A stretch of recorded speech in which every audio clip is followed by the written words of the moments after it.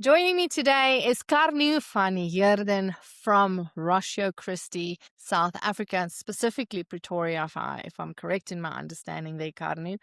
But it's really good to have you here. It's really good to be recording with you, and I'm looking forward to this conversation. You've joined On the Ground with Nadia on a Life with Impact podcast.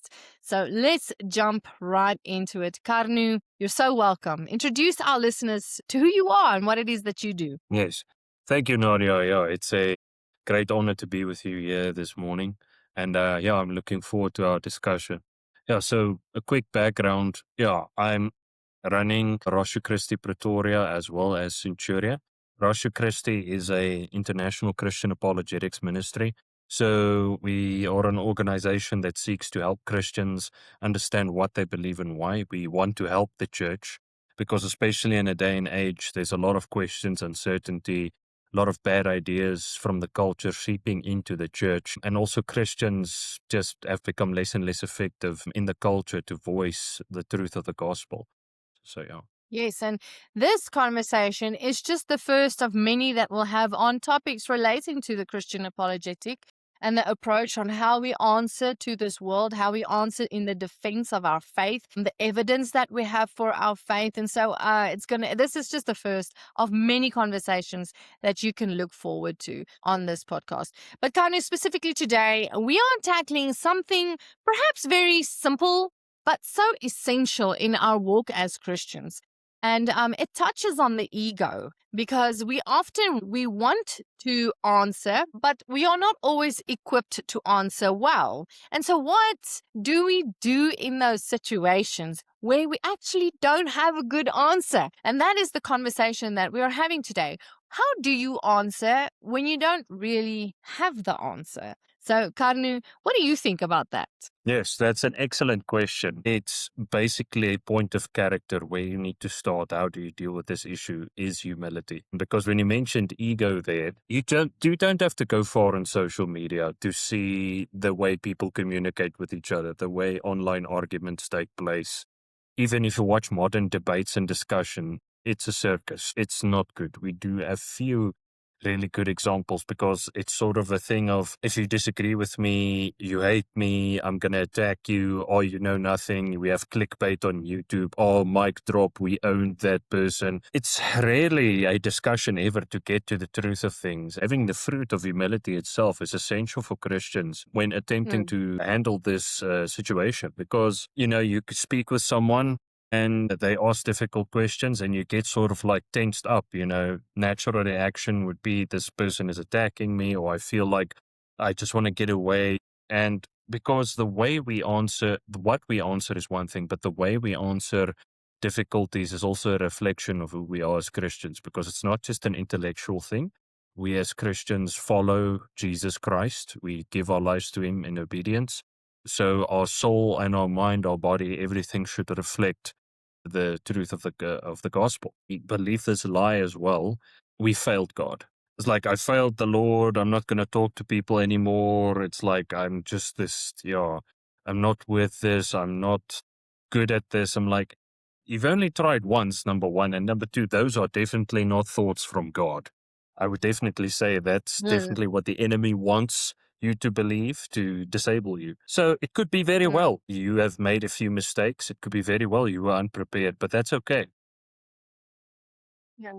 It's from one of my favorite animated movies, Megamind, and where he speaks to one of the main antagonists. So you see, the antagonist calls him like a loser. He's like, well, there's a benefit to losing. You get to learn from your mistakes. So embrace that sense of, it's difficult, possibly it's not going the way you expect it to be, but you can learn a lot from that. I think the Lord allows opportunities like that to really teach us and help us understand what it means to communicate with people. And you learn from your lesson there and you can apply it again when you speak to the person next time. So, Yeah, but and I think basically, also yeah. I think also that you have to, going into any situation, any conversation, at any point in time, you have to already have your heart set on the outcome. Your mind has to be made up about what it is that you desire from engaging others. If your desire going into any kind of engagement, and I'm not just talking about Christian conversations, any conversation, whether it's your child, your husband, your friend, a colleague, whatever, if your desire is to be right, you've lost it already. You've failed from the start. So the heart of the conversation, the starting point for the engagement has to be, I care about your salvation. I care about your soul. I care about truth, because truth is what sets you free. And so I'm coming into this engagement with a heart to reveal something that's true to you in order that you might be benefited from this experience, not me. It's not about my benefit, my ego, and me being right and intelligent and having what in Afrikaans ons sê, die lig skyn op my. Like, it's not about that. It's about rather uplifting you. Yeah, exactly. And I think to see conversations as an invitation to discuss truth is something that's deeply helped me a lot in my conversations. Because look, I also started somewhere. I made many mistakes. I still do make mistakes many times today in my conversations. But like, there are like basic principles we can follow, but one of them is definitely in your heart and mind to be convinced that this is a journey of truth, and you want to invite the person in this discussion of truth. So two principles come to mind that are really helpful, that help me a lot. The one is, if you are wrong or if you do not know, it's better for you to admit that instead of waffling, because people can pick up when you waffle and then you're being disingenuous and then you lose the conversation. People will have much more respect for you if you actually admit that you do not know, or if you may be wrong about something. But you see, that is incredibly difficult for not average human being, all human beings, because it's the one thing humanity is well known for. Sinful humanity is the admittance of wrong. Since Adam and Eve, since the beginning, it's been like that. And so it's a very difficult human intuition to kick against. But it's part of that virtue and fruit of humility to admit that you do not know and that you may be wrong about something. I remember a conversation we had. We were at an RC meeting in Potch while I was still at Potchefstroom. And there was an atheist, and he brought up a question in the discussion afterwards. We were sort of talking. I'm like, he asked a really good question, and he was well read. And I'm like, wow, I really do not have an answer for you, man. That's a good question. But what I can do for you is, like, I don't have an answer right now, but I can go and I could do some homework, read up on a few things, and when we meet next week, or if you're willing to meet in the week on a personal level, we could take the discussion further. As long as you yourself also don't mind me asking you a few questions, if you want to do some homework as well. But you see, in that moment, you just disable the stakes. It's like, you don't know, but that's why follow-up is important. Or referencing them to someone who may know. Or, if it's only a one-time thing, you're sitting with someone on the bus, it's just good to have like a contact or something somewhere you can send them. But like, there's nothing wrong with you not knowing. But if you know that you do not know, then make sure you go do your homework. Don't be lazy. Don't just ask ChatGPT. Go and do proper homework. Yes. And so Absolutely.